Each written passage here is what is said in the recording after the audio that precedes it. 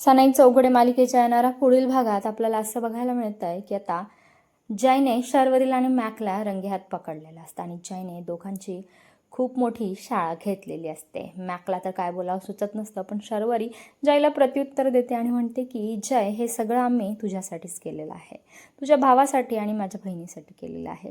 त्यांचं लग्न होणं खूप गरजेचं आहे, त्याच्यासाठी तू लग्न करणं हे खूप गरजेचं आहे आणि म्हणून आम्ही हे सगळं केलेलं आहे. त्यानंतर जय म्हणतो की मला लग्न करायचंच नाही आणि मग मॅक जयला खूप जबरदस्त असा उपाय सुचवतो आणि मग जय ऑफिसमधल्या रावीशी लग्न करायला तयार होतोय. रावी ही खोटं जयची गर्लफ्रेंड बनायला सुद्धा तयार होत असते आणि तिने या सगळ्यांना मदत करायचं ठरवलेलं असतं.